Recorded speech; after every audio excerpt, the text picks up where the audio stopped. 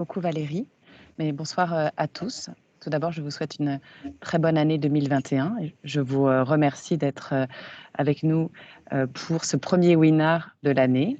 Ce premier webinaire qui est donc organisé conjointement avec la commission financement et la commission notation. Et je remercie également nos autres intervenants de s'être rendus disponibles ce soir pour discuter des agences de notation. Donc, je vais présenter rapidement nos intervenants, puis le programme, et il y aura un temps à la fin pour discuter et pour poser des questions. Donc, Marc Lefebvre, qui est directeur de Scope Group en France, en Belgique et au Luxembourg. Je crois que Marc, tu as rejoint Scope depuis 1 an et tu as un parcours professionnel très varié. Je crois que tu as travaillé dans des institutions financières, des entreprises, et dans tes derniers postes chez Euronext et chez Ernst Young. Absolument. Bonjour à toutes et tous. J'introduis également Bertrand Potier, qui est Head of Sales and Business Development chez Kivalio. Et tu as également des expériences professionnelles très, très variées, notamment auprès de KPMG. Et puis tu as rejoint Amundi et tu es resté un grand nombre d'années au sein du groupe BPCE. Tout à fait. Bonjour à tous. Bonjour Bertrand. Et donc, vous êtes accompagné de Fnac Darty et d'Intermarché. Donc, Stéphanie, bonsoir. Stéphanie Constant est directrice du financement Trésorerie Group chez Fnac Darty. Bonsoir à tous. Et bonsoir Arnaud de Ligneville, qui est trésorier groupe d'Intermarché. Bonsoir à tous. Donc, merci à tous les 4 d'intervenir ce soir. Très rapidement, donc, le programme de ce call est en 3 pans. Dans un premier temps, nous allons parler des leçons de la crise actuelle et de la nécessité d'ouvrir encore le jeu à d'autres agences. Et on aura des témoignages de Fnac Darty et d'Intermarché. Dans un deuxième temps, on parlera des perspectives face aux évolutions actuelles. Et puis, pour conclure, Scope et Kivalio parleront de leurs propositions de valeur respectives. À la fin, nous garderons un temps de Q&A, 10-15 minutes pour répondre à toutes les questions que vous pourriez avoir. Voilà, donc nous avons 1h30. Je me permettrai de faire le timekeeper. Et Marc, Bertrand, je vous laisse la parole. Merci Priscilla. Peut-être pour séquencer la première partie de notre intervention commune, on va, Marc et moi, parler un petit peu chacun son tour rapidement avant de laisser la parole plus largement à nos clients respectifs. Si tu veux bien, Marc, je commence très rapidement. Moi, dans l'idée, si vous voulez, à l'origine de cette tribune qu'on a sollicitée et pour laquelle je remercie évidemment Priscilla et plus largement la Commission et la FTE, ça partait du constat que la crise nous a mis en lumière la nécessité, enfin le besoin, effectivement, comme l'a dit Priscilla en introduction, de continuer à mettre notre énergie à ouvrir la concurrence, à ouvrir le jeu au niveau des agences de notation, pour plusieurs raisons. La première étant que on s'aperçoit que les choses bougent au niveau de l'eurosystème et que le besoin d'outils européens se fait de plus en plus sentir, puisque vous l'avez tous vu, il y a un grand pas qui a été fait à l'été 2020 avec l'accord sur le mécanisme financier commun au niveau de l'Union européenne. Et ce qui a débouché pour la première fois de l'histoire, enfin c'est vraiment historique, sur une union de la dette européenne. Donc on voit bien que, on sent bien qu'il y a quelque chose qui se passe et qui nous fait croire que finalement la relance européenne passera en premier lieu par des efforts collectifs communs de toutes les forces en présence et toutes les parties prenantes européennes. Et c'était aussi dans cet esprit-là que j'ai proposé qu'on fasse un rendez-vous commun avec Scope Rating, qui pour moi est la deuxième autre agence. En gros, on est France et Allemagne, c'est les 2 grands pays européens. Et donc c'était l'idée d'être là ensemble pour répondre à vos questions. Le point que je voulais simplement souligner dans un premier temps, c'est que concrètement, et avant de donner la parole à nos grands témoins, c'est que ça marche, en fait, de se faire noter par une agence de notation européenne, française ou allemande ou franco-allemande. Ils vont vous en parler bien mieux que nous. Clairement, ce qu'on a pu voir vraiment en mars-avril, là, quand les marchés se sont fermés, notamment le marché monétaire, puisqu'on parle beaucoup de NewCP, c'est que ce marché, en fait, au final, il s'est fermé pour tout le monde. ECAF ou pas ECAF, l'agence de notation.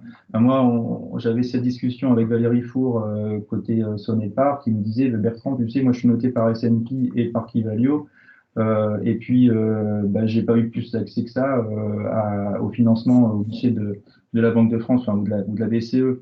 De la même façon, le programme de Clarins, ce que nous notons aussi, et le programme de Sonepar ont été finalement logés à la même enseigne. Ce que je veux dire, c'est que voilà, il faut pas enfin, la leçon, c'est surtout de se dire que n'importe quelle agence a sa carte à jouer, et on va en parler plus longuement après. Je laisse la parole à Marc.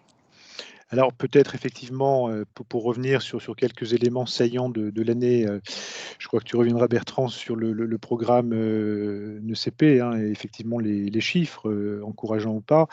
Sur le côté, si on reste sur le court terme, sur le côté Schuldschein, alors nous ne sommes pas une société allemande, même si notre siège est à Berlin, nous sommes véritablement pan-européens, mais on y reviendra largement tout à l'heure.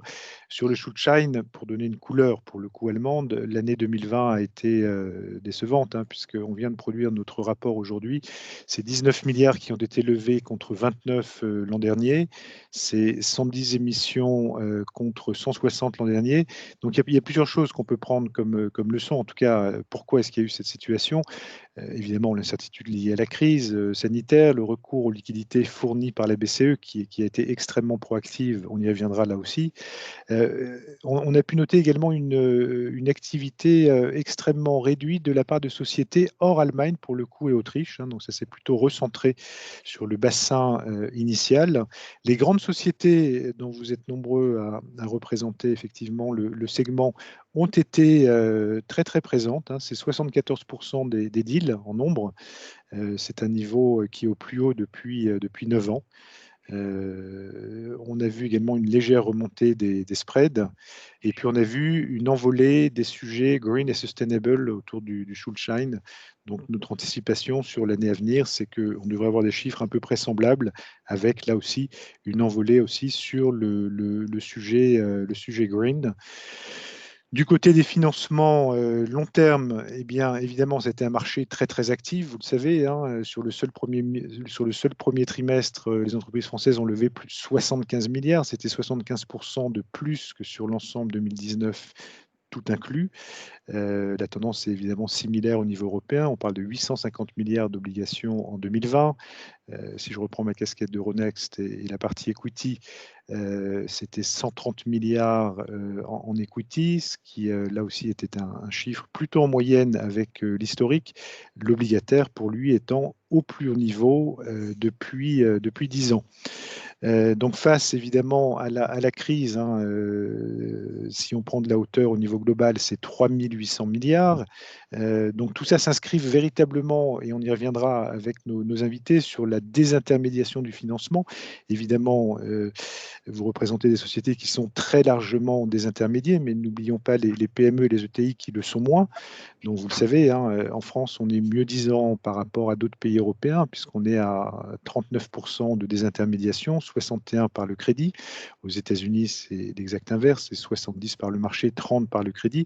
Donc voilà, donc on est assez convaincu que cette désintermédiation, elle va pouvoir s'accélérer, et je pense que la crise actuelle le montre, même si les banques ont joué un très très beau rôle avec les liquidités là aussi permises par les États. Donc la grande question qu'on avait, hein, le scénario catastrophe du Covid nous a tous pris par surprise, ce qui a entraîné une question cruciale, à savoir celle du financement de la perte d'activité. Et donc au-delà des aides gouvernementales, qui d'ailleurs étaient assez inégales entre les différents pays, eh bien ce besoin de liquidité immense, il y avait une question centrale, c'était est-ce que les investisseurs seraient au rendez-vous? Eh bien, on l'a tous vu, hein, mais on sera intéressé par les témoignages. Les investisseurs étaient là, Donc, il n'y a pas eu d'attentisme, au contraire. À part une courte période, Bertrand le rappelait, début mars, mais là, les levées de capitaux ont une fois de plus atteint des niveaux records, y compris sur des secteurs qui ont été très chahutés. Donc là, les investisseurs ont saisi ces occasions de placer leur liquidité en cherchant à trouver du rendement dans un univers dominé très largement par les taux négatifs. Donc les entreprises les plus solides ont émis dès le mois de mars, on s'en souvient, à condition de consentir un effort peut-être un peu plus important sur les rendements offerts.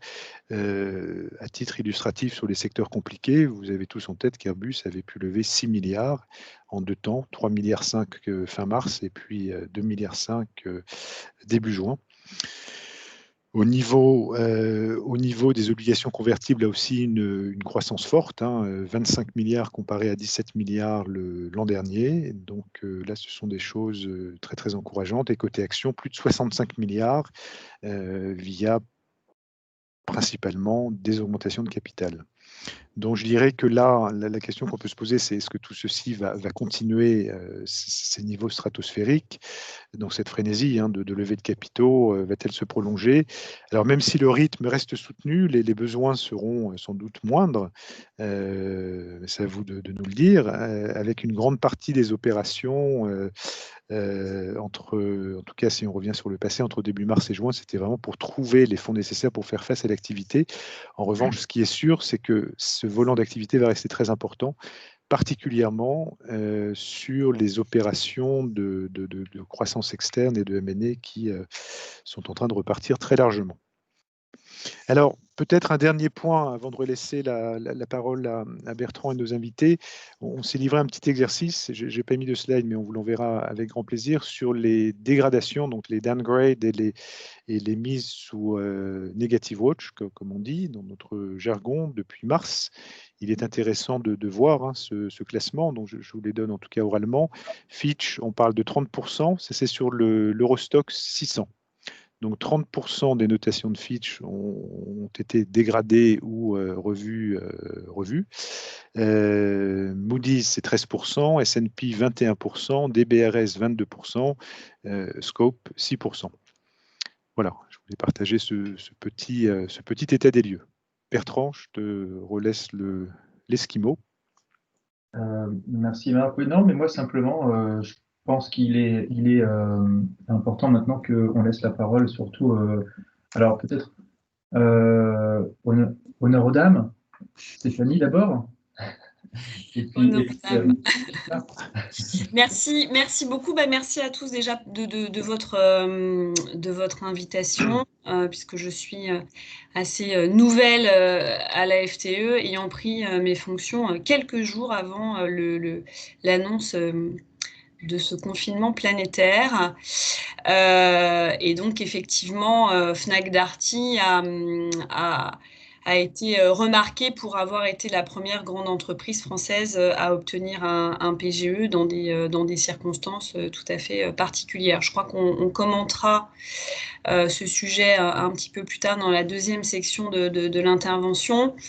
Ce que je voulais partager avec mes homologues émetteurs ce soir, c'est les raisons pour lesquelles Fnac Darty a souhaité faire rentrer dans la danse donc une agence de notation non américaine, puisqu'en fait c'est ça dont il s'agit, et puis peut-être vous faire un retour d'expérience et puis nos points d'enseignement et de satisfaction, de non-satisfaction de cette décision.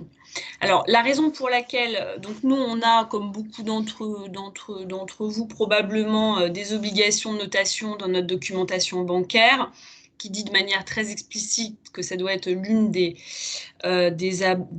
agences de notation lead. Donc, en creux, ça veut dire S&P ou Moody's. Donc, ça, c'est une obligation dans nos documentations. Et un pricing dans notre SFA qui est lié, en fait, à la moyenne de nos notations. Voilà. Donc, c'était pour planter un peu le décor des enjeux pour Fnac Darty. Et je suppose que vous avez des clauses un peu similaires dans vos documentations bancaires sur la plupart des émetteurs. Donc, bon, moi, quand j'ai lu cette clause, j'étais assez nouvelle dans la fonction financement-trésorerie. Ça m'a étonnée qu'on écrive comme ça, sciemment, que c'était forcément une agence leader en creux américaine. Donc c'est une obligation, donc on l'a fait. On a choisi au moment de la mise en place du financement de retenir S&P et Moody's, notamment parce qu'elles avaient des petites différences de reconnaissance de la dette, incluant les loyers. Vous savez qu'avec IFRS qui allait, c'était pas encore IFRS à l'époque, mais ça allait rentrer en vigueur, ça a quand même changé beaucoup la perception des bilans sur certains secteurs, et donc le retail était concerné par ça. Donc on a choisi 2 agences qui avaient des méthodologies de reconnaissance de la dette, incluant les loyers, un peu différentes, pour avoir une vision balancée. Et donc on a commencé notre vie sur notre SFA et avec notre emprunt obligataire qui avait été mis en place lorsque Fnac a acquis Darty. Donc ça, voilà, toute cette première vie de financement Fnac Darty a été faite avec une notation S&P et Moody's, stricto sensu.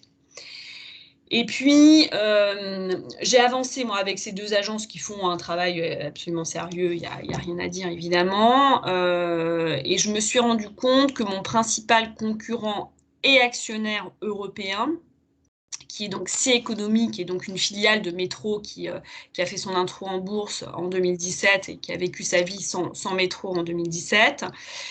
Cette société avait choisi, quant à elle, de travailler avec S&P et Scope. Je ne sais plus si c'est Moody's et Scope ou S&P et Scope. Il me semble S&P. S&P, hein, c'est ça, ouais, S&P et Scope.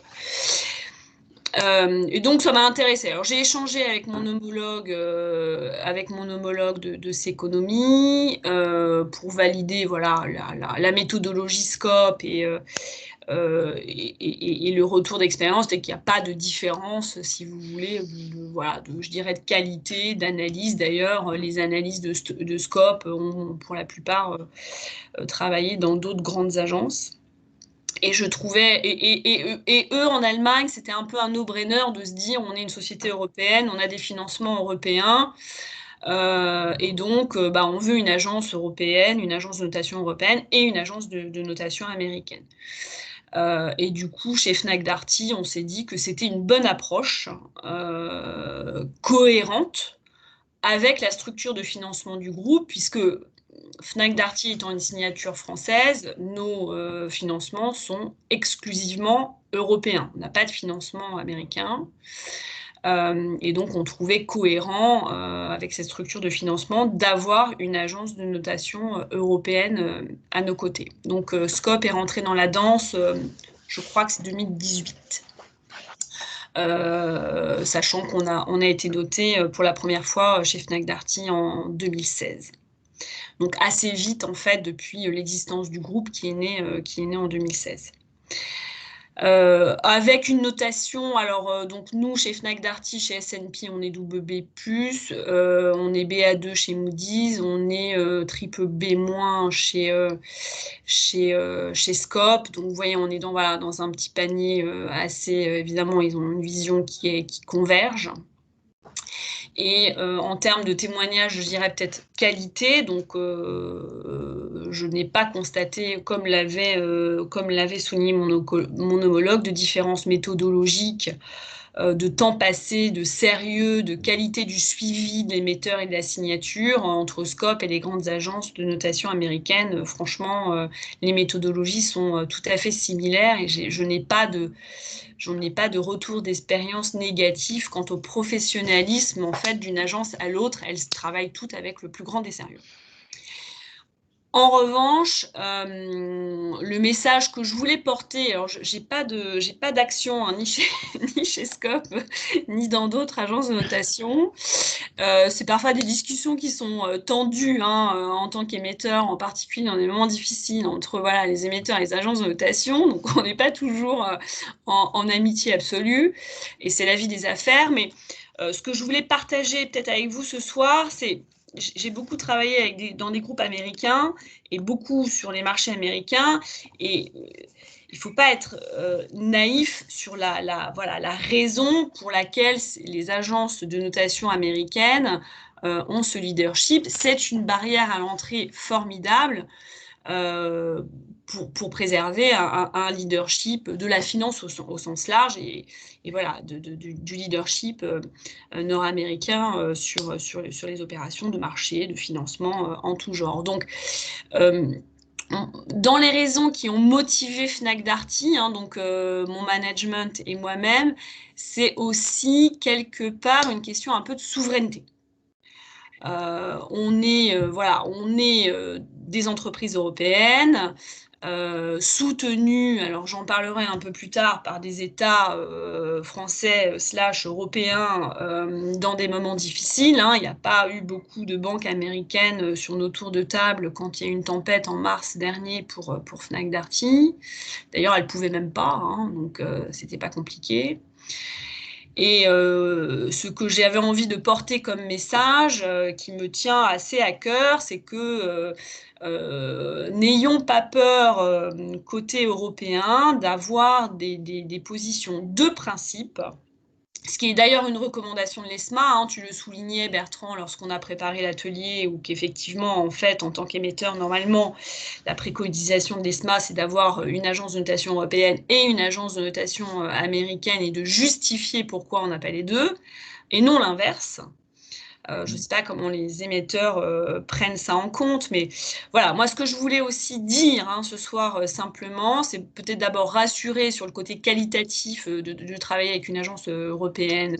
Elles savent faire comme les américaines, et voilà, sans vouloir faire de prosélytisme, mais de dire que voilà, par principe, les émetteurs européens devraient prendre une agence de notation européenne, voilà, par principe, dans un souci de renforcer et d'améliorer notre souveraineté et la souveraineté des financements à un niveau européen. Alors, je ne vais pas faire de politique, c'est une position de Fnac Darty, mais en tout cas qui me semble cohérente avec nos sources de financement, et c'est la raison pour laquelle on a décidé d'élargir à des agences pas uniquement du coup américaines. Merci beaucoup Stéphanie. Peut-être Arnaud, maintenant tu peux compléter le témoignage.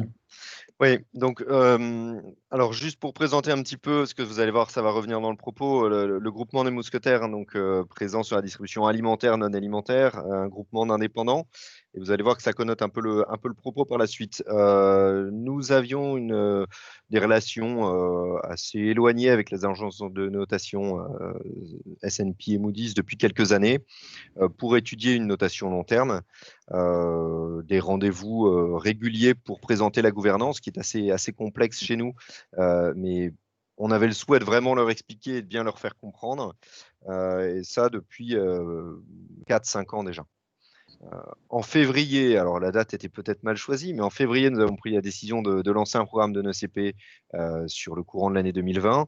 Bon, il se trouve que quelques semaines après, le marché se fermait temporairement, mais ça, c'est pas grave. Et à cette occasion, est revenu sur le tapis le sujet de la notation, puisque c'était notre seul moyen pour nous d'accéder au marché des NECP, n'étant pas coté et n'ayant pas de titre coté par ailleurs sur quelques marchés que ce soit. Nous avons repris les contacts avec les agences américaines, et juste pour l'anecdote, à la lecture de ce qu'était le groupement des mousquetaires, les deux agences, l'une nous classait parmi les ONG et l'autre comme une coopérative agricole. Alors je crois qu'il y a des gens issus des coopératives agricoles parmi nous. C'est pas une critique, mais c'est juste pas du tout le modèle du groupement des mousquetaires, et donc il y avait un contresens dès le départ. Donc c'était un constat un peu désagréable pour nous, qu'on risquait d'avoir du mal à aller sur le marché de l'ECP dans l'état de ces discussions. Et là-dessus, en échangeant avec nos agents placeurs, en tout cas ceux qui allaient le devenir, certains nous ont clairement dit que les agences européennes avaient clairement tout leur sens, que les signatures commençaient à être bien reconnues par les investisseurs, que les investisseurs de toute façon devaient faire leur propre analyse des émetteurs et donc ne se fiaient pas uniquement et les yeux fermés aux notations des agences, et qu'il pouvait y avoir une vraie carte à jouer pour nous, étant un émetteur français d'abord et un peu européen. Nous connaissions déjà les investisseurs via nos EuroPP, etc. Donc, c'était une signature qui était déjà un peu connue. Et donc, ils nous ont émis l'idée de travailler avec l'une des deux agences présentes ici. Et nous avons rencontré Kivalio et constaté, effectivement, et ça s'est confirmé après, que les méthodologies, comme le disait Stéphanie, sont parfaitement conformes à ce qu'on peut trouver dans les agences américaines. Mais immédiatement, Kivalio nous a bien comparé aux grands distributeurs, ce qui nous allait déjà beaucoup mieux, et nous a placés sur des comparables beaucoup plus proches de ce qu'on était vraiment. Donc, les discussions se sont extrêmement bien passées. La notation est sortie tout début juillet. Notre arrivée sur le marché s'est faite quelques jours plus tard. Aujourd'hui, ce qu'on voit très clairement, c'est que les investisseurs ne s'arrêtent pas du tout à agences européennes ou agences américaines. Ils prennent contact avec l'émetteur, ils font leur analyse, et je dirais que la notation pour nous a été un sésame qui a permis d'ouvrir des choses. Et je suis assez d'accord avec ce que disait Stéphanie, c'est que pour nous, Groupement des Mousquetaires, qui sommes exclusivement européens, avoir une notation d'une agence européenne a clairement du sens. Nous nous adressons aux investisseurs présents sur le territoire européen. Donc tout ça est très bien aligné. Donc les agents placeurs, qu'ils soient bancaires ou non bancaires, en fait, aujourd'hui intègrent cette notation-là et les émissions d'Intermarché comme étant des émissions parfaitement valables, parfaitement reconnues. Notre programme a très très vite décollé à des niveaux de prix qui nous conviennent.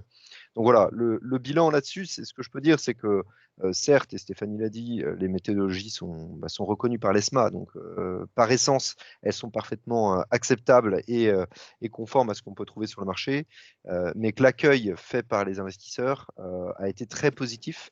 Et à notre connaissance, il y a peut-être un ou deux fonds monétaires pour qui c'est un petit peu rédhibitoire, mais c'est clairement marginal, et nous, ça ne nous a pas empêché d'avoir accès à une liquidité largement plus abondante que ce à quoi on s'attendait. Donc un point extrêmement positif, une bonne connaissance du marché et des acteurs européens.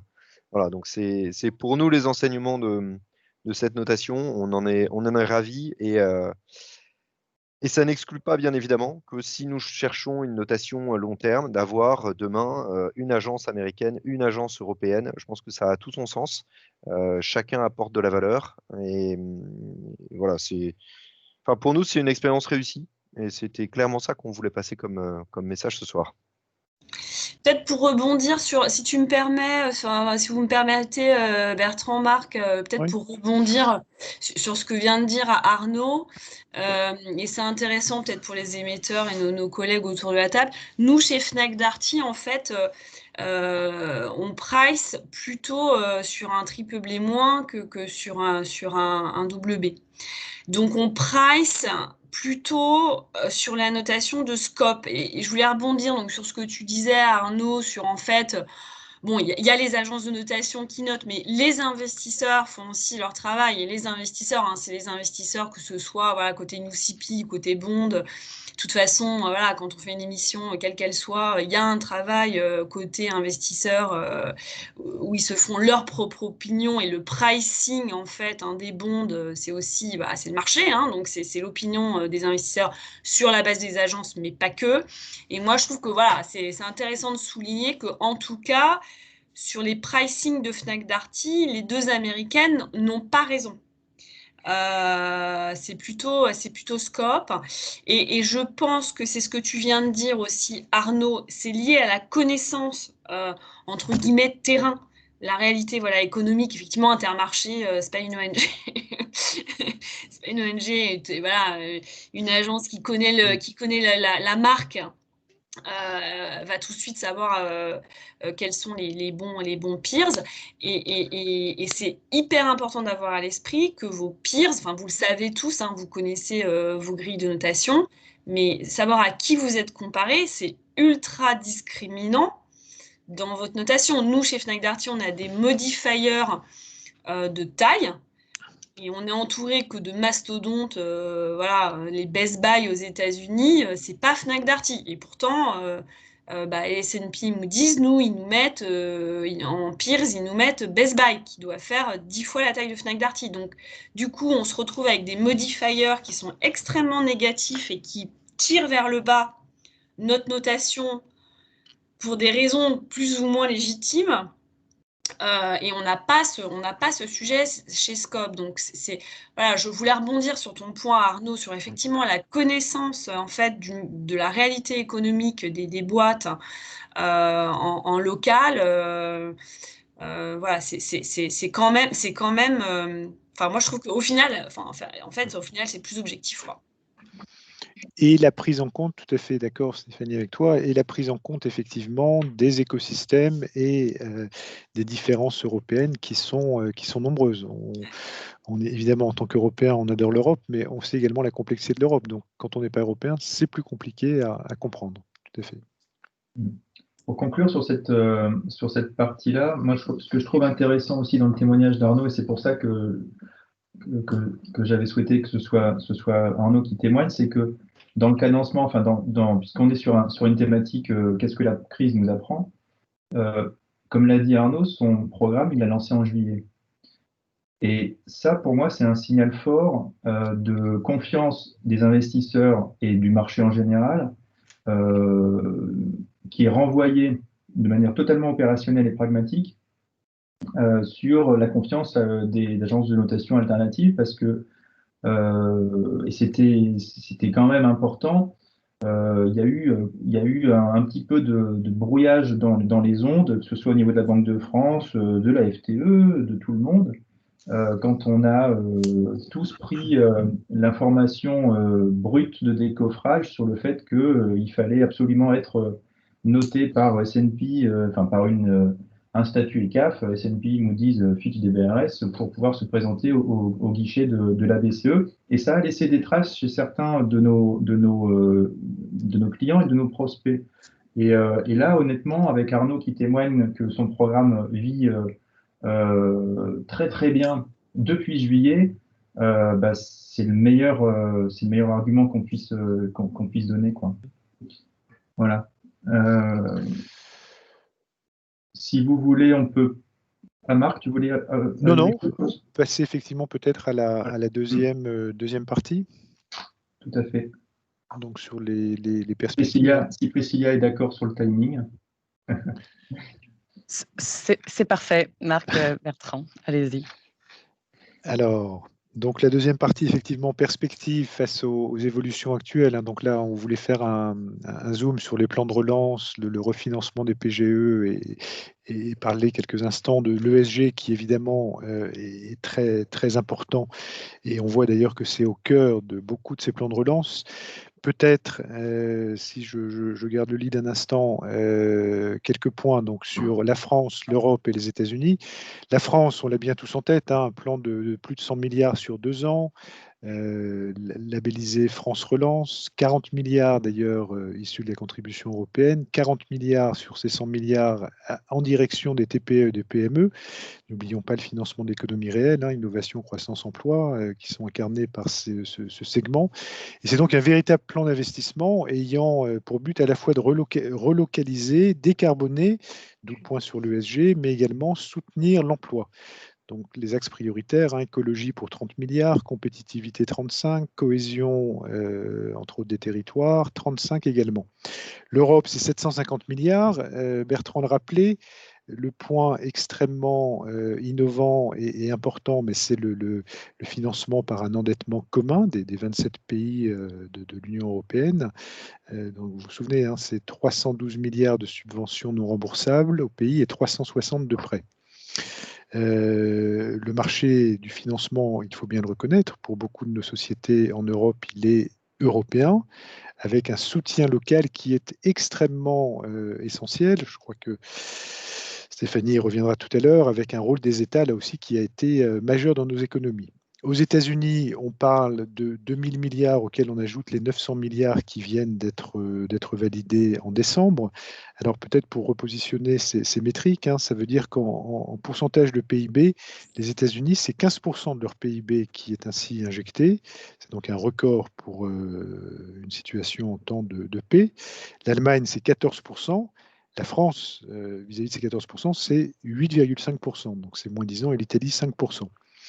Face à ça, évidemment, quel sera l'avenir? C'est difficile de le dire aujourd'hui, mais il y a quand même, on peut le dire avec les vaccins et autres métriques qui repartent, un relatif optimisme, en tout cas des économistes.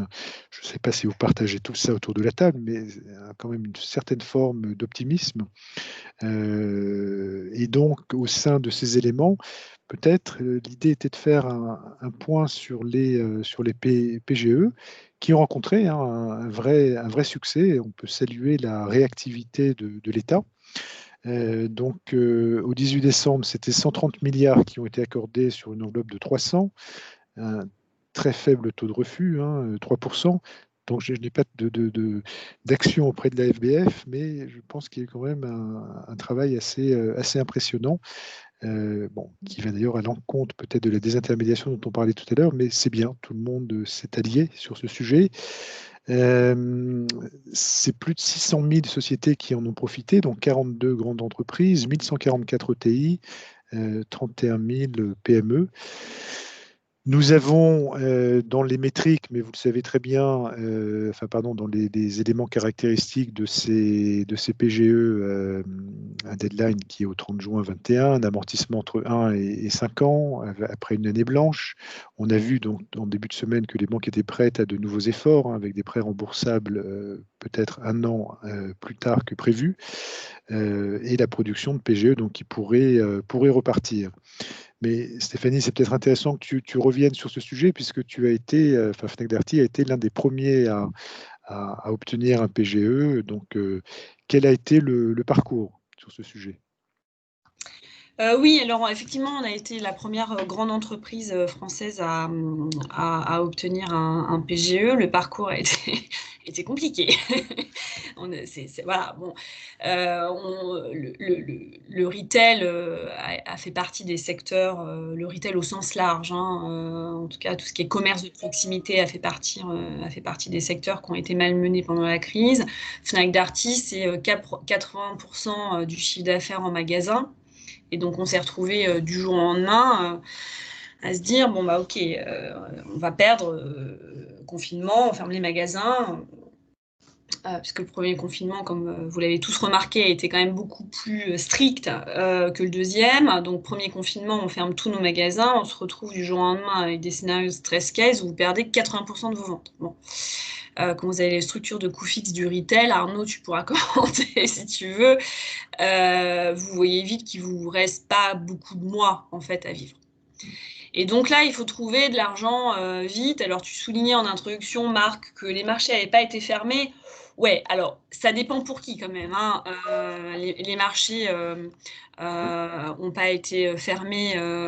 D'abord, le marché du Newcepi s'est fermé immédiatement. Les marchés equity ont quand même été fermés pendant quelques, allez, on va dire au moins semaines. Le marché du bond a été aussi fermé aussi quelques semaines, voire mois. Et les émetteurs en capacité de financement en mars-avril, si tu n'étais pas investment grade, en fait, tu n'existais pas. Il fallait vraiment avoir des bons amis ou l'État. Donc, concernant Fnac Darty, on a pris une mesure très vite. La décision s'est prise en 48 heures dans le week-end avec mon directeur général et mon directeur financier, avec le soutien du board évidemment, pour lancer un processus avec le CIRI, donc puisque pour les grandes entreprises, c'était le CIRI qui faisait les instructions, pour aller lever un PGE qui a été d'un montant de 500 millions d'euros.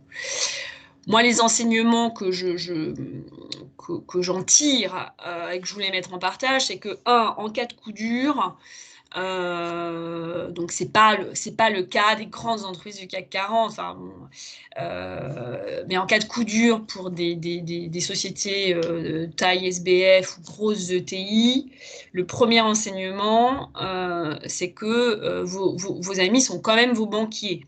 Hein, c'est sympa d'être des intermédiaires parce que ça vous permet d'avoir de la maturité, d'avoir voilà, des plans d'amortissement plus optimisés, des pricing parfois plus optimisés, des rapidités d'exécution. Mais en cas de coup dur, le premier enseignement que l'on a eu chez Fnac Darty, c'est qu'effectivement, les banques sont là. Ça, c'est le premier enseignement. Le deuxième enseignement, c'est qu'en cas de coup dur, bon, les banques étaient là parce qu'il y avait l'État. Un 500 millions d'euros pour Fnac Darty sans garantie d'État n'existe pas. Et bon, finalement, l'histoire s'est bien passée pour nous. On a très vite récupéré notre retard, mais bon, quand on a écrit les scénarios de stress case, on ne le savait pas. Personne ne savait ce qui allait se passer. Donc, on a évidemment retenu le scénario le plus conservateur et le plus prudent pour préserver l'emploi, parce qu'on a quand même 20 000 salariés chez Fnac Darty. On est un gros employeur en France. Donc, voilà. Donc, premier enseignement, vos amis sont quand même vos banquiers et pas forcément les investisseurs qui arrivent probablement dans un second temps. Et les interventions d'État sur ce type de crise brutale, imprévisible et sans précédent, les interventions d'État sont évidemment salutaires et vitales. Et quand je dis des interventions d'État, c'est voilà, d'État ou d'organisations supra-étatiques. Mais sans cet interventionnisme, en fait, l'économie aurait probablement été à terre et beaucoup d'entreprises auraient probablement été en cessation de paiement. Donc, dans les enseignements, nous, ce qu'on s'est dit chez Fnac Darty, c'est que au fond, la qualité relationnelle que l'on a avec nos banques, le sérieux de la signature en cas de tempête, c'est extrêmement précieux. La confiance du marché, voilà, notre qualité de notation, puisqu'on a eu cette introduction sur les notations. Là aussi, on a trouvé que les réactions des agences de notation étaient intéressantes, puisqu'on a eu typiquement les Américaines qui ont fait le process à l'américaine avec des downgrades massifs. Hein, tu le soulignais dans tes chiffres, Marc, S&P, Fitch qui dégrade d'environ 30% de leur portefeuille. Et effectivement, nous, on a constaté que Scope, qui était sur la balle, hein, qui a fait tous les mêmes calls comme tout le monde, a mis 2-3 mois, bon, ils nous ont évidemment passé en outlook négatif, ce qui était normal, mais ils ont pris le temps de voir un petit peu les conséquences régionales, donc en Europe de la crise. Et au fond, encore une fois, ils ne sont pas trop trompés, puisque effectivement, on continue de pricer toujours un WB-, un plutôt positive outlook, alors qu'on est négative outlook. Donc en fait, voilà. Donc, l'enseignement, c'est que c'est quand même, en cas de coup dur, important d'avoir un ancrage local avec ses partenaires financiers au sens large, hein, donc ces agences, ces banques. Et le PGE, bon, il n'y a pas de fierté particulière à avoir un PGE, franchement, si on peut s'en passer, c'est quand même évidemment mieux, mais on voit que la réactivité, en fait, le firepower des États dans des crises comme celle-là ont quand même permis de sauver quelques gros beaux fleurons industriels français et on peut quand même s'en féliciter. Donc, je dirais que de garder le lien avec nos partenaires européens, c'est au fond une valeur ajoutée, je pense, sur le long terme. De toute façon, c'est pas la peine de rappeler à tout le monde ici qu'un UCP, c'est un outil de diversification pour le trésorier. Et donc, par voie de conséquence, effectivement, la dette bancaire, elle, reste la priorité. Et c'est aussi d'ailleurs pour ça que ce soit nous, côté de nos clients qui étaient notés que par nous pendant la crise, n'ont pas eu de problème particulier non plus à se financer, parce que quelque part, ils n'avaient pas compté, personne ne compte aujourd'hui sur un programme de NUCP comme comme un outil unique de trésorerie. Hein. Donc, voilà. Donc c'est aussi ça qu'il faut rappeler. C'est quand là je vois, il y a François qui pose une question, quand est-ce que la BCE achètera d'une UCP notée par notre agence que les 4 leaders américains. Bah, nous, évidemment, on dit que c'est le plus vite possible, mais quelque part, la crise nous a montré qu'il n'y a pas non plus mort d'homme si on n'est pas ECAF, quoi. Au bout de quelques semaines, le marché serait ouvert pour tout le monde. Alors, plus vite quand on est par S&P, mais bon, voilà. Ce que je voulais peut-être, alors si on se repositionne côté perspective, on a parlé des PGE. C'est vrai qu'aujourd'hui, la question qui se pose, c'est qu'est-ce qu'on fait, quelle est l'étape suivante? C'est-à-dire, maintenant, on va parler des prêts participatifs, par exemple. Nous, typiquement, on discute en ce moment, et on est dans la dernière ligne droite. On a des échanges réguliers avec le Trésor, avec la BPI, avec certains fonds de dette, avec certains acteurs bancaires eux-mêmes, qui nous sollicitent pour qu'on les épaule, qu'on les aide à faire tout simplement du screening en amont, c'est-à-dire avant comité d'engagement dans les banques, parce qu'il y a, Marc l'a rappelé, on parle de milliards d'euros à rebasculer, à ressortir des bilans bancaires pour aller dans les fonds de dette, d'accord, mais au final, comme les banques vont garder 10%, il va y avoir 90% qui va repartir dans les fonds, mais ces 90% vont être contre-garantis une nouvelle fois par l'État à hauteur de 30-35% en grande masse. Hein. Mais les 10% qui vont rester dans les bilans bancaires, eux, ne seront pas contre-garantis. Donc il y a un vrai risque résiduel qui va repartir côté, qui va rester côté banque. Et là, c'est PGE ou pas PGE. Hein. C'est pour tout le monde pareil. Donc là, ce qu'on discute, il y a des fonds, vous devez probablement le savoir, certains d'entre vous, il y a des groupes de travail, notamment au niveau de la FBF, qui sont en train d'essayer d'organiser le term sheet en fait, du fonds de place pré-participatif de 14 milliards. Et ce qui est important aussi, c'est de voir que on est sollicité en tant qu'agence française, agence européenne, dans ces discussions-là en amont aujourd'hui, ce qui était loin d'être le cas, loin d'être gagné. Imaginons, rappelons-nous, il y a 1 an ou 2, moi je pensais vraiment pas qu'on allait avoir audience auprès du ministère de l'économie, auprès du Trésor, sur ces sujets-là. Ça veut dire vraiment qu'on a fait un grand pas en avant en termes de crédibilité de notre offre, de méthodologie, de tout ce que vous voulez, de track record, etc.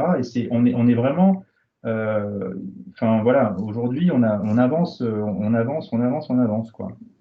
Et tout à fait d'accord, Bertrand, parce qu'on a les mêmes discussions et on a pratiquement un rôle de conseil. Alors, en général, les agences de notation ne sont pas censées être conseils, mais dans les cadres de ces discussions, c'est tout à fait possible.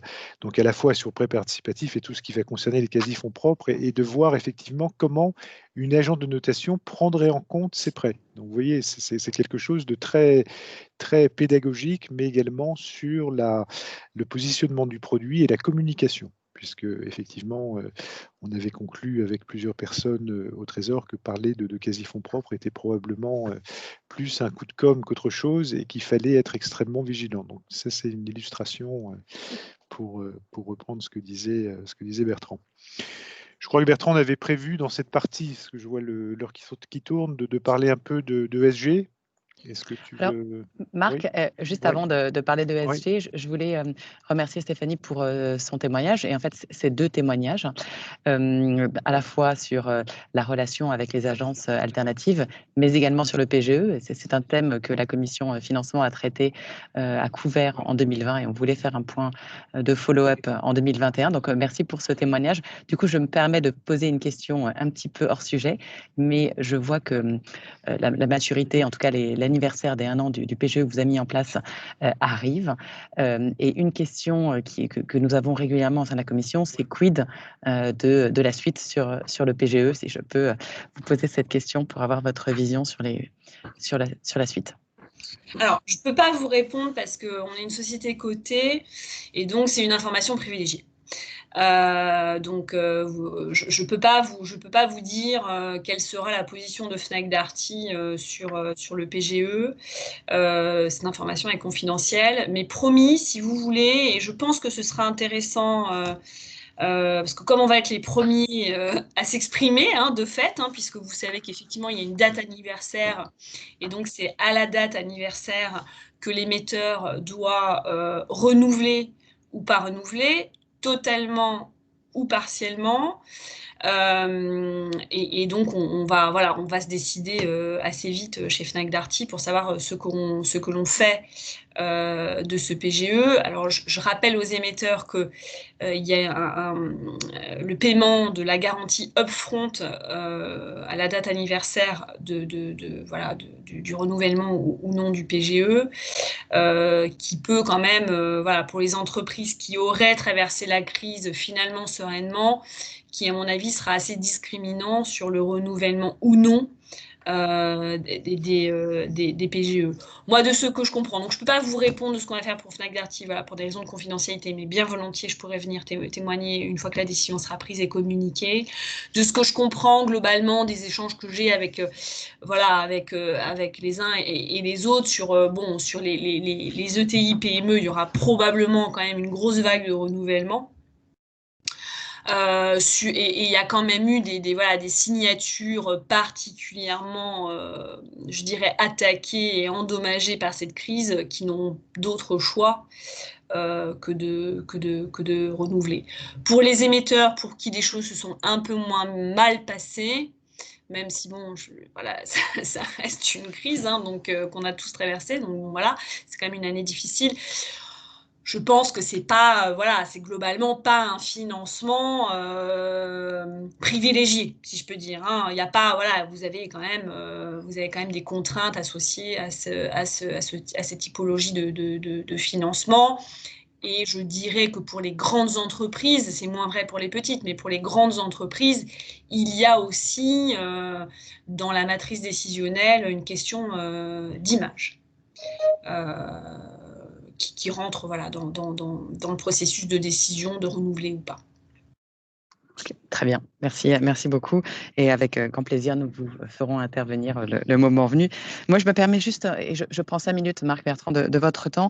J'enlève ma casquette commission financement, je prends ma casquette Sanofi, juste pour témoigner très rapidement. Car Sanofi a été un des premiers groupes français, le premier groupe français à se faire noter par une agence moins traditionnelle.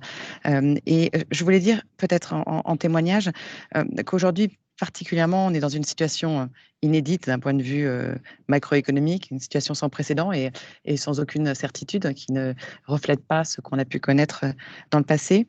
On est à une période où les probabilités de défaut augmentent. Et donc, pour moi, il est très important d'avoir une grande pluralité de points de vue, et notamment sur les risques de crédit. Et c'est à ce titre que je pense qu'il est important, du coup, de travailler avec un grand nombre ou un nombre plus important d'agences de notation. Voilà, juste en conclusion de cette partie, avant de passer sur le sujet ESG qui sera tout aussi passionnant. Tout à fait. Merci Priscilla, c'est vrai que c'est un vrai sujet. Et après, on en parlera nous rapidement dans notre proposition de valeur, mais c'est vrai qu'en tant que, pour le coup, Kivalio, on est acteur de niche pour les ETI avec un passé, une histoire très high yield. Donc, on a la culture du distress et des taux de recovery, etc. depuis une quinzaine d'années. Et c'est vrai que on n'a jamais vu ça, quoi. On n'a jamais vu ça. Enfin bon. En termes de ESG, on n'avait pas prévu avec Marc d'en parler beaucoup, ça tombe bien parce qu'on est pris par le temps, mais simplement pour effleurer le sujet des deux côtés, moi très rapidement, et je sais que j'en ai déjà parlé avec certains d'entre vous longuement dans les mois qui se sont, dans les même un an et demi qui viennent de s'écouler. Sachez simplement que chez nous, on a la chance d'avoir, de s'être rapproché il y a déjà longtemps d'un acteur pionnier qui s'appelle Etifinance, hein, dans l'ESG. Donc tout simplement, dans nos méthodologies, on a aujourd'hui intégré une trentaine de critères, à peu près 10 par grand thème, hein, ESG, qui sont partie prenante, hein, qui sont intégrés totalement dans la prise de décision du comité de rating chez nous. Ça s'est diffusé lentement, tout doucement, entre experts Etifinance et analystes rating chez Kivalio. Et aujourd'hui, et je prends pour témoin certains que je connais bien dans l'auditoire, avec qui je parlais il y a déjà un an et demi de Twin Rating. On est totalement prêt pour ça. Et on attend aussi que la Banque de France nous sorte enfin son format Sustainable UCP. Et ça, je pense que vous devez aussi en parler entre vous avec impatience, j'imagine, et vous devez forcément. On est preneur aussi de vos retours de son et d'image sur ce thème, parce que je crois savoir que c'est quelque chose qui tient à cœur aussi aux gérants monétaires, parce que vous savez que chacun des gros asset managers y a été de sa communication en disant 100% de mes encours, et même des gros, hein, Amundi, Ostrom, pour citer que les deux plus gros, mais ont tous dit on va faire 100% de nos encours en ESG. Bon, maintenant, ok, mais dans 100%, il y a aussi le monétaire, et pour une grosse partie. Et donc, le Sustainable UCP est un véritable enjeu de communication aussi pour les gros asset managers. Mais ça, je suis preneur d'informations de la part de chacun, enfin de certains d'entre vous qui seraient encore mieux placés que nous pour en parler. Alors, tu fais bien de rappeler effectivement les investisseurs. On n'en a pas nécessairement énormément parlé pour l'instant. Enfin, on en a parlé, mais effectivement. Donc, nous. François a dit ça avance très lentement. Merci pour ton retour. Oui, c'est vrai, ça avance lentement. Il y a des choses qui avancent quand même. Enfin, oui. Je me permets, François Gouinard, AFTE. François Gouinard, AFTE, je me permets d'intervenir une seconde. Bon, je fais partie des groupes de travail ACI, Banque de France. Bon, ça a commencé le 28 février, c'est resté complètement mort pendant le confinement, et ça a bougé à partir du mois d'octobre. Et là, ça commence à bouger un peu. Le problème principal, c'est que sur le court terme, que ce soit les investisseurs ou les émetteurs ont beaucoup de mal à voir comment on peut faire un suivi des performances ESG. Alors, très bon point. Dans les choses qui avancent, vous avez bien évidemment noté le nouveau label ISR qui priorise l'impact. Et effectivement, en l'occurrence, chez Scope, on n'est pas pionnier, mais on a maintenant nos deux jambes financières et extra-financières depuis l'été, puisqu'on vient de lancer notre offre dans ce domaine, qui est une offre en fait de scoring d'impact, qui deviendra un rating à terme, mais pour l'instant on est sur le premier niveau de la fusée avec ce scoring. Donc scoring d'impact qui prend en compte l'analyse complète de la supply chain de nos émetteurs. Donc, c'est en fait une approche assez disruptive. On n'est pas si nombreux à faire de l'impact. Donc, c'est vraiment une analyse quantitative basée sur des données, sur un modèle macroéconomique. Donc là, on gère le point qui concerne les nombreux questionnaires auxquels vous devez répondre. Bon, ben, nous, ce n'est pas des questionnaires puisqu'on fait tout ce travail en chambre, qu'on vous présente et qu'après, on enrichit effectivement sur la base d'un dialogue avec vous. Mais cette phase-là, c'est plutôt d'ici un trimestre. Là, on est encore sur la notion de scoring. Donc, c'est une offre qui rencontre un beau succès vis-à-vis des investisseurs, puisque c'est pour le moment dédié aux investisseurs. Mais donc, vous le comprenez, avec cette approche, ça nous permet de faire des scorings de sociétés de petite taille qui n'ont pas de reporting RSE et donc d'avoir une vraie neutralité sur ces sujets. Donc voilà, donc c'est intéressant. Vous voyez qu'on a une approche assez différente et complémentaire entre des sociétés comme Kivalio ou Scope.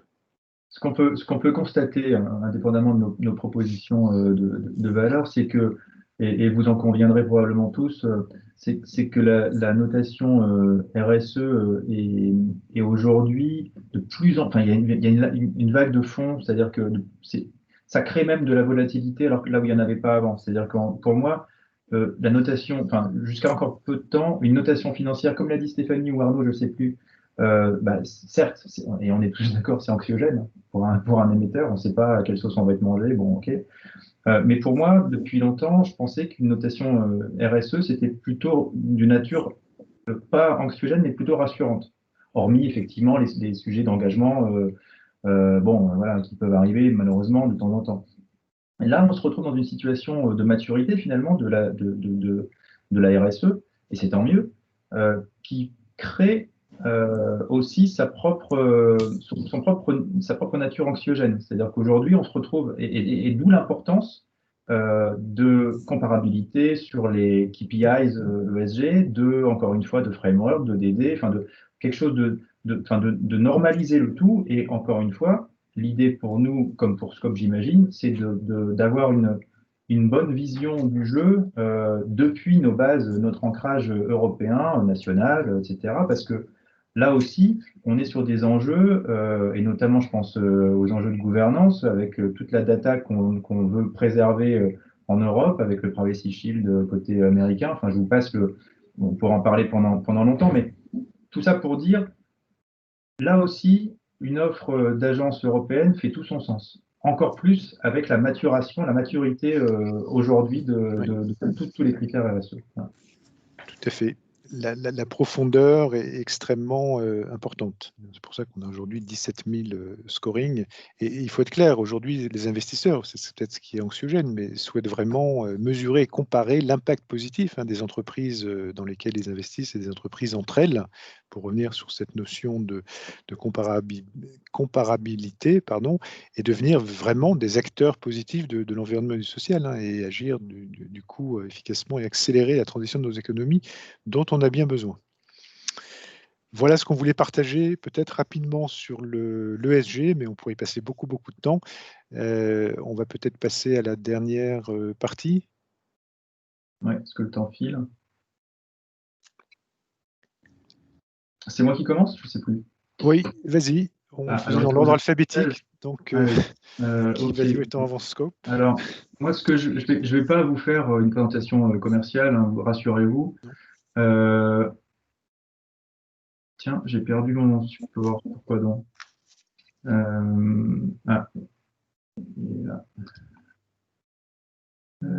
Excusez-moi. Voilà. Hop, je vous le partage. Normalement, ça va arriver. Vous me dites. Ça prend un peu de temps. On ne le voit toujours pas à l'écran. Pourtant, je l'ai sélectionné. On avait révisé, on avait réussi quand on a révisé. C'est la magie du direct. Comme ça, en répétition, ça marche, en direct, il y a toujours c'est ça. Pourquoi il veut pas venir? Tahiri, au secours. Marc, tu veux essayer, Marc, de présenter? Bon, sinon, ouais, comme tu veux. Enfin, on décidera. Bon, alors attends. Commence sinon, Marc, et puis. Oui. Alors attends, je vais me livrer au partage, si ça marche. Est-ce que ça marche? Oui, tout à fait. Il faut juste le mettre en mode plein écran. Voilà. Oui. Ah non, c'est pas ça. C'est bon. On a l'écran. Il suffit de mettre en plein écran maintenant. Ça devrait être bon. C'est bon? Vous voyez le plein écran? Là, on voit que vous êtes en mode présentateur. Est-ce que ça vous gêne ou pas pour ceux qui sont dans la conférence? Viens, Jérôme. Montre-moi. Attendez, juste. Je n'étais pas en mode présentateur tout à l'heure et là, je vois qu'il se met en mode présentateur.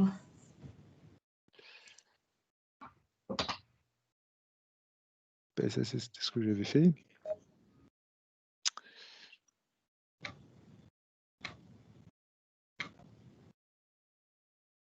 Ah, décidément, la joie du direct. Non, c'est peut-être présentateur, ça doit être sur Teams. Scope a été saboté comme Kivalio par les Américains. Non, mais c'est pas ça, c'est présentateur, c'est pas ça. Alors, attendez, ça doit être dans Teams. Quel est le problème d'être présentateur? Où est-ce qu'on change? Il faut juste sur votre support PowerPoint enlever le diaporama en mode présentateur, sinon on a 2 pages. Tu peux partager ton écran, on voyait bien. Là, c'est bien? Alors là, on ne le voit plus ton écran, mais si tu repartages ton écran. Alors. Il faut repartir au début, partage d'écran et choisir le fichier. D'accord, alors on recommence. Voilà. Hop. Dites-moi si c'est bien. Voilà. Bon, pour l'instant, on l'a comme tout à l'heure avec 2 diapositives affichées sur l'écran. Mais bon, je pense qu'on va s'en contenter. On devrait pouvoir voir quand même. D'accord. Alors, attendez, on fait une dernière manip.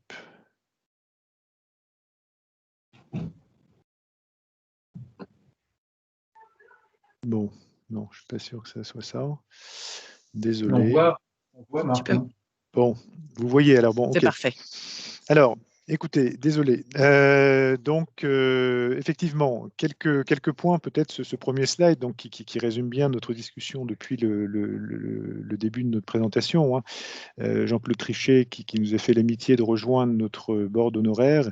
Mais cette côte résume bien notre approche. Hein. Nous sommes aujourd'hui la véritable alternative pan-européenne, à la fois en taille, en implantation, en équipe. On va vous donner quelques métriques après. Donc, véritable alternative pan-européenne face à l'oligopole américain qui, soyons francs, est de plus en plus mal vécu par un certain nombre d'émetteurs qui nous appellent très très proactivement, et je dirais que la crise pour une approche alternative comme la nôtre a été plutôt un accélérateur de business qu'autre chose, mais également les investisseurs. Sans citer de nom, il y a de très très gros investisseurs qui sont en train de réfléchir à nommer Scope comme ICAI, donc c'est-à-dire pour tout leur reporting réglementaire, et à dépluguer 1, 2 ou 3 américains. Et donc, vous voyez que cette équation qu'on anime entre émetteurs et investisseurs, eh bien évidemment, elle est centrale dans notre approche. Deux éléments extrêmement importants au cœur de notre proposition de valeur, c'est la souveraineté du financement dont on a parlé précédemment. Se dire qu'aujourd'hui 95% de la notation et donc du coût du financement est aux mains des Américains est quelque chose, une fois de plus, qui est au niveau économique mais également au niveau politique de moins en moins accepté. On a des discussions avancées avec le ministère des Finances, avec Bruno Le Maire pour ne pas le citer, en tout cas qui avait bien avancé avant le Covid. Donc on est en train de préparer quelque chose d'assez massif sur le couple franco-allemand autour de ce sujet. Si on devait résumer notre ambition, sans faire de journalisme, c'est d'être véritablement l'Airbus du rating.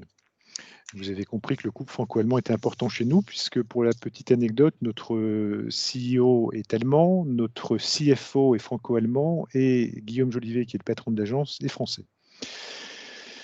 Quelques métriques, 250 employés pratiquement, tous les pays européens sont représentés. Vous voyez en bas à droite du slide nos implantations, donc une dizaine d'implantations en Europe. Nous sommes présents, c'est très important, sur toutes les classes d'actifs, puisque nous avons décidé depuis la réorientation de notre groupe qui date de 2011, donc c'est ce que vous voyez en haut à gauche, 2011, que nous sommes notés par l'ESMA, d'être présent sur toutes les classes d'actifs de façon à obtenir le fameux statut ICAF dont on a parlé plusieurs fois aujourd'hui, qui est attribué par la Banque centrale européenne. Donc, comme vous le voyez sur le slide, nous avons atteint le niveau requis. C'est un parcours du combattant, un parcours d'investissement important. Donc, nous l'avons atteint depuis décembre 2018.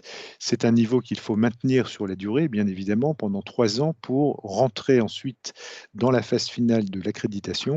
Donc, nous serons les premiers en Europe en tant qu'agence européenne à avoir ce statut au tout début de l'année 2022, ce qui sera un game changer par rapport à toutes les discussions qu'on a pu avoir depuis le début de notre présentation, et ce, sur l'ensemble des classes actives. Donc, peut-être également intéressant de rappeler que personne n'a obtenu ce statut, puisque ce statut avait été donné par clause de grand-père aux agences américaines. Donc, on essuie un petit peu les plates sur le sujet, mais c'est quelque chose qui avance bien et qui est une vraie barrière, effectivement, à l'entrée. Pour vous donner un chiffre qu'on partage volontairement, et bien volontairement, c'est 80 millions d'investissements. Donc, c'est quelque chose d'assez massif. L'autre point important, c'est qu'on est, une fois de plus, dans cette équation entre émetteurs et investisseurs. On a souhaité créer un écosystème d'intelligence financière. Alors, ce vocal peut paraître un peu prétentieux, mais c'est en fait une marketplace, sans faire de référence à Euronext, une marketplace qui rassemble émetteurs et investisseurs. Et donc, vous voyez qu'on a dans cette marketplace 360 investisseurs institutionnels, qui est donc toute la valeur qu'on vous apporte, puisqu'on trouve de très beaux noms, comme BlackRock, comme Amundi, des gros, des moins gros, le monde entier est représenté. Et c'est donc près de 50 trillions d'assets under management, ce qui commence à être important. Vous voyez d'autres métriques en haut à droite, c'est plus donc de 500 ratings.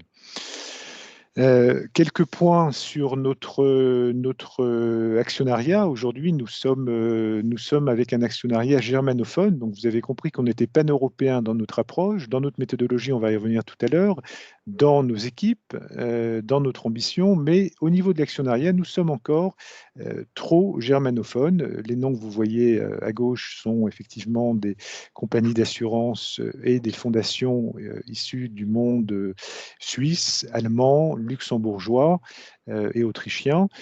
Nos deux principaux actionnaires sont d'ailleurs allemands et autrichiens.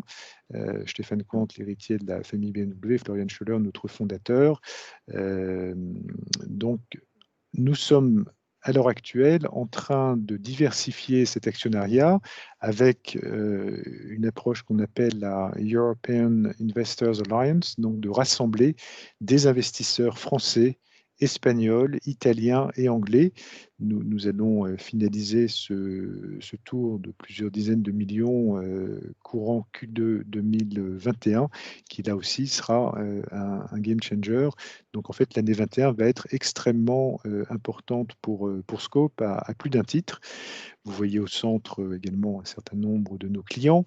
À droite, plusieurs visages qui sont la fondation dont je parlais. Donc le rôle de cette fondation, outre de nous aider à développer évidemment l'écoute history de Scope, eh bien, c'est d'être garant de l'européanisation de Scope. C'est la proposition de valeur que l'on propose à nos émetteurs et nos investisseurs, et donc il est hors de question que Scope devienne américain. On ne veut pas être le Fitch de demain, et donc on ne rentre pas dans le détail ici, mais donc cette fondation, détenant des actions, nous sommes sous forme de commandite, jamais Scope ne pourrait être vendu à des Américains. Voilà, donc ça, c'est un point extrêmement important. C'est au cœur de notre proposition de valeur. En bas, vous voyez effectivement notre présence sur les classes d'actifs. Donc, comme je le disais, on est présent sur toutes les classes d'actifs, c'est-à-dire corporate, mais également souverain, sub-sovereign, structured finance, project finance. Donc, on fait à la fois du moyen long terme et du transactionnel. Nous sommes présents sur toutes les classes d'actifs, tous les secteurs également, et toutes les tailles d'entreprise. Quand je parlais du financement de l'économie réelle, les PME et les ETI sont évidemment au cœur de ces sujets. On est en train d'ailleurs de lancer une offre de scoring de plusieurs millions de PME et de TI en Europe, avec l'aide d'un assureur crédit, donc more to come dans 2 semaines.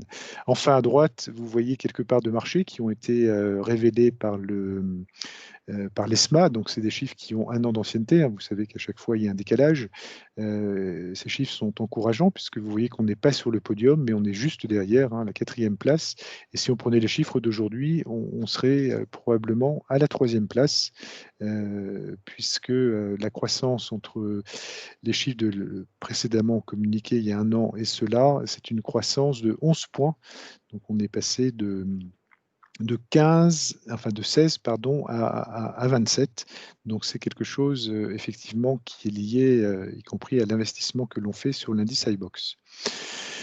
Quelques points rapidement sur la méthodologie. Donc Stéphanie le rappelait, on a effectivement beaucoup de nos analystes qui proviennent des Big Three ou des Big Four, mais on a une approche qui est, vous l'avez compris là aussi, véritablement européenne, qui va prendre en compte les spécificités des entreprises de notre continent avec une compréhension régionale et ces fameux écosystèmes dont je parlais, une analyse fondamentale et non discriminante qui est loin d'être purement mécanique et prospective et qui porte à la fois sur des critères quantitatifs et qualitatifs, et puis une approche et un modèle opinion-driven qui va accorder une importance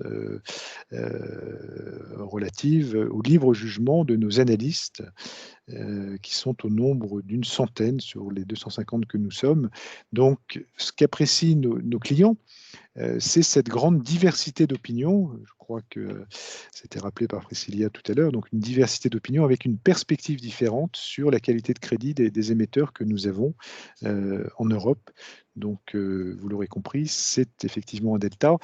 Le point à droite de ce slide sur les investisseurs, eh bien c'est la montée en charge effectivement de la connexion de nos investisseurs dans notre écosystème. Donc, pour être très direct, sur notre plateforme qui intègre l'ensemble de nos offres, eh bien vous voyez que c'est quelque chose qui croît rapidement et on est en train de développer de nouvelles approches vis-à-vis de ces investisseurs. Donc, on devrait pouvoir vous présenter des chiffres encore plus ambitieux d'ici quelques mois. Donc, vous l'avez compris, notre ambition est forte, mais nous allons arriver effectivement à être sur le podium et à être la véritable alternative aux Américains. Désolé, j'étais un peu long, mais je laisse la parole à Bertrand. Oui, si j'arrive à partager mon écran, tu peux... Alors, je sors. Ouais, je ne vous l'ai pas dit, peut-être juste un dernier point, oui, sur les méthodologies. On a constamment fait évoluer notre offre, donc on a cette année des méthodologies dédiées sur les sujets banque, retail, consumer goods. Évidemment, on avait précédemment d'autres méthodologies dédiées, que ce soit pharma, chemicals, utilities, auto. Je ne vais pas les citer toutes, mais voilà, c'est un travail effectivement d'enrichissement permanent. Alors, est-ce que, voilà, là je crois que c'est bon, je crois que tu dois avoir la main. Normalement, en allant sur l'écran partage. Voilà, c'est bon. exactement. Ah, bon bravo, ça marche alors, oui. Ok, c'est bon, on a Kivalio. Ok, merci. L'écran quand même en appuyant sur le petit bouton en bas à droite. Ah voilà, c'est celui-là. Ouais. Celui-là, là, ouais. Tac. Dans quelques secondes, il y a toujours un petit temps de latence. Ouais. Voilà. Et Bertrand, je compte sur toi pour laisser quelques minutes pour les, Ouais, pour les Q&A. écoute, t'inquiète pas, j'avais ça en tête, Priscilla, je vais essayer de faire court. Simplement, 2-3 messages. Un message, parce que c'est d'actualité, on a été racheté en fait l'année dernière. Peut-être que j'en ai parlé à quelques-uns d'entre vous, mais pas beaucoup. On a été racheté par un family office français qui s'appelle Andromède, qui détient aujourd'hui 51% du capital de Kivalio. Andromède, c'est la famille Rémy Cointreau, enfin c'est le groupe Rémy Cointreau, fondateur de père en fils ou fille, depuis plusieurs générations de Rémy Cointreau. Donc on est détenu aujourd'hui par des entrepreneurs français, et le club d'investisseurs institutionnels, assureurs en particulier, qui étaient déjà présents au capital de Kivalio, ils sont toujours là. C'est toutes les sociétés que vous voyez à gauche qui sont restées. Il n'y en a pas une qui est partie, qui en a profité pour partir, entre guillemets, quand Andromède est arrivé. On est très content d'avoir Andromède avec nous. Élie Herrière-Dubreuil, qui est notre nouveau président de la famille, donc Herrière-Dubreuil de Rémy Cointreau, a un passé chez S&P. Donc il apporte on va dire, son expérience de chez S&P, même si nous, alors c'est là où on est différent de Scope, c'est qu'on ne veut pas faire, on veut pas rentrer dans le club des trois, ou je sais pas. On travaille sur des niches, on travaille sur ce qu'on sait faire, c'est-à-dire du corporate essentiellement, en crédit ou en ESG. Je vais vous rappeler rapidement nos marques, parce que c'est pas forcément évident pour tout le monde. On a 4 marques: Etifinance, Pred, Research, Pred Ratings et Gaia. L'indice Gaia, c'est l'indice Equity ISR, enfin ESG, où il y a 1000 sociétés, plutôt PME, ETI, qui sont notées en ESG, qui intéressent beaucoup les investisseurs. Alors, la proposition de valeur, en 2 mots. Nous, en fait, on a, et ça reprend un petit peu les grands thèmes qu'on a abordés ce soir. On considère que, effectivement, c'est Stéphanie qui l'avait dit, les institutionnels français et l'eurosystème en général sont incontournables dans le financement de nos entreprises que vous représentez ce soir. Et donc l'idée, c'est de démontrer qu'aujourd'hui, une agence de notation ESMA européenne, française, fait tout son sens. Donc nous, on travaille. Pourquoi les gens viennent chez nous? Arnaud l'a dit très bien. Les trésoriers viennent chercher chez nous en fait un ancrage national, un accès garanti maintenant clairement au marché financier en euros. Notre esprit pionnier en ESG, et puis notre spécialisation sur la dette corpo. On sait tous que S&P Moody's ont essayé d'imposer leur modèle globalisé sur les ETI et se sont cassés les dents il y a quelques temps. Et aujourd'hui, clairement, notre valeur ajoutée aussi, c'est d'être à l'écoute et d'être capable de comprendre plus rapidement et plus efficacement aussi dans notre chaîne de décision interne, parce qu'on n'est que 40, enfin, on va grossir, on embauche 15 personnes dans l'année, là. Mais on décide vite, en fait, et le process est très simple chez nous. Ça, c'est en fait, c'est nos clients qu'on remercie. Il y en a certains d'entre eux, enfin, qui sont là sur le call. Ça vous montre déjà tout ce qu'on a réalisé en 3-4 ans, tous ceux qui sont venus chez nous se faire noter de manière sollicitée. C'est déjà enfin, je voulais juste vous remercier, en fait, parce que c'est beaucoup. Pour nous, on est très content, évidemment, d'accueillir chaque année des nouveaux émetteurs. Et on compte bien continuer comme ça, que ce soit en rating sollicité, financier ou extra-financier. Pour la petite histoire, quand mes analystes s'ennuient, ils font du rating non sollicité. Tout ça, c'est ce qu'on note en non sollicité. Vous allez retrouver certains d'entre vous là-dedans. Peut-être qu'ils ne sont pas au courant. Mais on vous note de manière non sollicitée. Pour le fun, on va dire. En attendant que vous veniez nous voir, on est prêt, en fait. Voilà. Ça, c'est un petit glossaire. Je vais m'arrêter là, en fait. On a parlé de tous ces. Je pense que beaucoup d'entre vous connaissez, enfin, vous connaissez tous ces termes. Je vous avais simplement rappelé les différents thèmes qu'on a abordés ce soir. Nous, Kivalio, on ne sera pas ECAF demain, clairement. Et c'est pas le but du jeu. On n'a pas 10% de part de marché ou de couverture de toutes les classes d'actifs et on n'y compte pas. Ce qu'on veut, c'est travailler fortement sur nos axes de développement stratégique que sont l'ESG et le marché corpo. On fait un peu de bailleurs sociaux, on crée des nouvelles méthodes progressivement, on avance doucement mais sûrement. Je vous remercie et je laisse la parole à tout le monde pour les Q&A surtout. Merci Bertrand. Je sors de ça, ouais. J'ai voulu faire très vite, hein, du coup. Merci beaucoup. Peut-être que quelqu'un du coup a des questions pour Bertrand de Kivalio. Il nous reste 5 à 10 minutes. Est-ce qu'on peut prendre un petit peu de temps pour répondre à vos questions?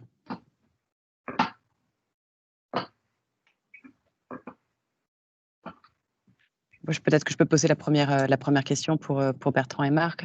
Vous nous avez expliqué quel fut votre développement jusqu'à présent et félicitations pour tous les achievements que vous avez, tous les milestones que vous avez posés.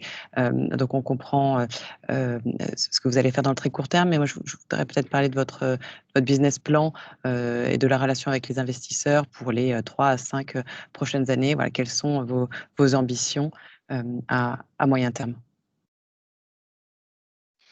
Ouais. Alors, oui, notre ambition, elle est forte, hein. Évidemment, on ne peut pas, toujours dans l'équation émetteur-investisseur, on ne peut pas effectivement sous-traiter les investisseurs. Donc, notre volonté, on est en train de développer des forces d'acquisition d'investisseurs complémentaires. Avec un bureau qu'on est en train d'enrichir aux États-Unis, mais également au UK où on a plus de 7 personnes. Donc effectivement, la liquidité et le financement, il est également très européen, mais n'oublions pas les anglo-saxons. Là, je quitte ma casquette Euronext, mais on sait que la liquidité vient également de ces pools régionaux. Donc voilà, on a beaucoup d'éléments, y compris avec la richesse des données que l'on peut proposer sur notre plateforme à laquelle sont connectés les fameux 360 investisseurs que l'on a déjà. Donc là, on est sur Scope One avec une offre sur laquelle on pourra proposer des offres alternatives aux différentes offres que nous avons de façon à enrichir cette marketplace. Et de l'autre côté, on a des ambitions de développement. Comme je l'ai dit, on embauche, on va quand même passer on est 45 collaborateurs à peu près 60 dans l'année. Donc, intégrer nos nouvelles équipes et continuer à travailler sur le corpo essentiellement, de manière crédit et ESG. Et ça, déjà, ça va bien nous occuper. Désolé, j'ai oublié un point, excuse-moi Bertrand, important, c'est qu'effectivement, on a beaucoup parlé sur la partie scope de l'ICAF, mais il n'y a pas que l'ICAF. On est en train d'obtenir le statut NRSRO, qui est donc l'équivalent de l'ICAF, mais aux États-Unis, donc de façon à attirer d'autant plus d'investisseurs américains. Et nous faisons la même démarche avec le FCA, donc l'Angleterre post-Brexit, sachant qu'on est déjà reconnu par les Suisses avec le FINRA. Donc voilà, il y a tout ce travail réglementaire qui dans la market acceptance, c'est également important.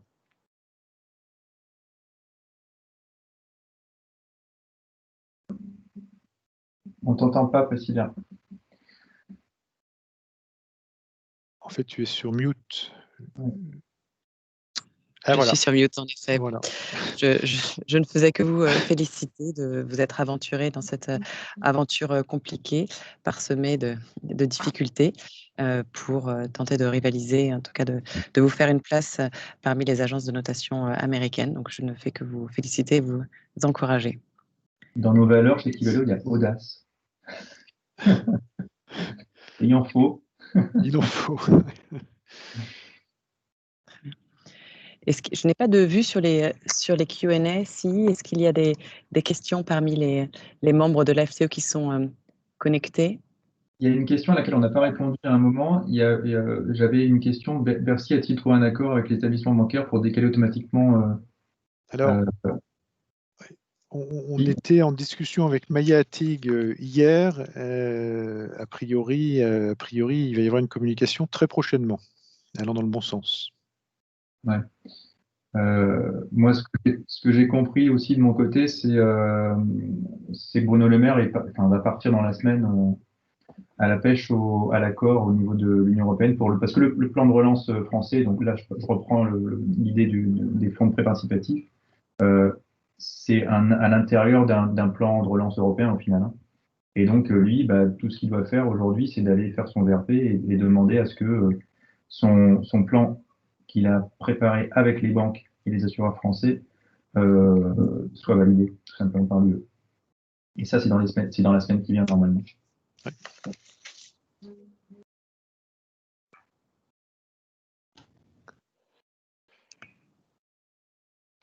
Si des questions, soit vous pouvez les mettre sur le chat, ou soit prendre la parole en ouvrant votre micro.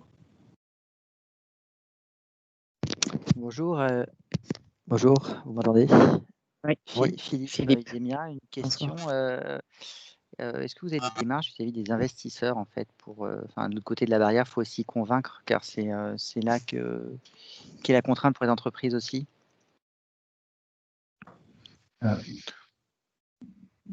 Oui, évidemment. En tout cas, côté Kivalio, comme l'a dit Arnaud, hein, d'ailleurs. Rappelez-vous, Arnaud, ce qu'il a dit, c'est que c'est ces agents placeurs ou futurs agents placeurs qui lui ont dit de venir vers nous. C'est la réponse à la question. Hein. Ouais, je me permets d'intervenir sur ce sujet-là, et on en avait parlé avec Bertrand il y a quelques mois. Sur le marché des NECP, le rôle des agents placeurs, alors surtout pour les grosses ETI, parce que c'est vrai que là, il y a quand même surtout des groupes type CAC 40, ou en tout cas très grands groupes sur cette réunion, mais pour les ETI, le rôle déjà des agents placeurs est quand même extrêmement important pour faire cette première approche auprès des investisseurs, présenter la signature, etc. Et comme le disait Bertrand, pour nous, non seulement ça n'a pas été un frein, mais nos agents placeurs nous disaient très clairement que ça pouvait même être un signe de différenciation et qui amenait des questions. Et ça a été le cas avec certains d'ailleurs, certains investisseurs qui se posaient la question de pourquoi le choix de cette agence. Quand on leur a expliqué, ça leur paraissait très, très, très simple parce que je ne me suis pas étendu dessus, mais la gouvernance du groupement est quand même très particulière. Et du coup, ça les a amenés à poser des questions pour bien comprendre qui on était. Et je dirais que c'est à la fois Kivalio, Scope qui font de l'approche auprès des investisseurs, mais j'ai presque envie de dire leur meilleur VRP, c'est nous, émetteurs avec une signature de ce type-là, une notation de ce type-là, qui sommes capables de répondre aux questions et d'expliquer l'histoire de crédit de l'émetteur et de montrer que en fait la notation que eux vont recalculer dans leur système est très comparable à la notation de l'agence. Et donc ça vient accréditer les notations européennes. Et voilà, je pense que c'est à la fois du lobbying en quelque sorte des agences directement auprès des investisseurs, mais et on l'a vu, Marc et Bertrand l'ont clairement évoqué, plus il y a d'émetteurs avec des notations de ce type-là, et plus ça va se répandre, et plus ça va devenir normal. Je sais que les notations Kivalio, on a quelques notations un peu connues avec des marques reconnus, je pense notamment à Clarins, mais peut-être même encore plus avec l'Occitane. L'Occitane qui est quand même une marque française, etc., qui est notée par Kivalio. À ma connaissance, le programme tourne relativement bien. Alors, j'ai pas de nouvelles cette année, donc je ne sais pas ce qu'il en est cette année, mais ça tournait assez bien. C'était une ETI ou une belle ETI française, mais le choix de cette notation n'a pas freiné le programme et on est, je pense, les meilleurs VRP pour ça. Quand j'ai eu tous mes clients, moi, pendant la crise, je les ai tous eu au téléphone. C'est pas compliqué, hein, quand on a 13 ou 14 clients, c'est la moindre des choses d'appeler tout le monde pendant la crise. Tous étaient rassurants et tous m'ont dit la même chose. On est très content et d'avoir Kivalio. Enfin, on changerait pas. C'est pas parce que c'est la crise qu'on va changer d'agence. Voilà. Après, alors, je voulais noter, François Gouinard, donc j'anime le club des émetteurs NewsCP de la FTE. Je voulais noter l'effort particulier et vous encourager terriblement à aller élargir le cercle d'investisseurs qui retiennent vos notations dans leurs travaux et dans leurs réflexions, parce que quand je suis en contact avec des traders sur les salles des marchés, à chaque fois, on me dit, même Fitch, c'est pas terrible, il n'y a que S&P et Moody's qui comptent, ce qui n'est pas admissible. Et surtout, pour ce qui est de certains émetteurs français, je l'ai vu quand on a fait noter un programme par Moody's, c'est un truc complètement décalé. Et donc, je vous remercie, je vous incite, et en tous les cas, que les investisseurs connaissent de plus en plus de nouvelles agences de façon à élargir les points de vue. Et ainsi, on aura aussi plus d'émetteurs. Ce sera plus facile pour les émetteurs parce qu'un émetteur de NewsCP sans note, c'est aujourd'hui un peu compliqué. Il y en a encore beaucoup, hein. Il y en a encore beaucoup qui ne sont pas notés aujourd'hui. Oui. Même chose d'ailleurs sur le Schuldschein. Oui. Non, mais tout à fait. Peut-être pour répondre à la question précédente, donc il y a ce travail au quotidien vis-à-vis des investisseurs. Après, on n'a peut-être pas le temps d'entrer dans le détail, mais nous, on essaie de prendre les choses en se disant effectivement comment, pour directement concurrencer les Américains, on peut renverser l'approche. Et donc, effectivement, quand on voit des émetteurs, ils nous disent on est très intéressés, qui sont vos investisseurs? Quand on voit des investisseurs, ils nous disent on est très intéressés, mais qui sont les émetteurs que vous notez? Et donc, pour augmenter cette market size, et les parts de marché le révèlent, eh bien, on a massivement investi sur la couverture d'un indice qui est l'indice iBoxx, que vous connaissez bien, qui a plus de 500 valeurs. Et donc, depuis cette année, la fin de cette année, de 2020, l'année précédente, on a dépassé Fitch en pourcentage de couverture et d'ici 2022, on sera devant S&P et Moody's. Et donc, vous comprenez bien que quand on va voir les investisseurs et qu'on leur dit on couvre plus que les Big Three, eh bien évidemment, ils vous regardent avec un peu plus de considération. Donc voilà, ça c'est l'un des éléments, mais il y en a d'autres. L'ESG que l'on porte, Kivalio et nous, c'est évidemment des chevaux de Troie absolument fantastiques pour développer la réputation et l'imprégnation de nos agences sur le marché. Et n'allons pas, là aussi, sur l'ESG, se faire piquer nos agences et notre savoir-faire. On peut tous regretter la vente de Vigeo, avec tout le respect pour Nicole, de Vigeo aux Américains. Sur ce sujet qui est quand même un sujet européen avant tout, n'allons pas nous faire dicter la loi par les Américains. Désolé de cette sortie peut-être un peu provocante, mais...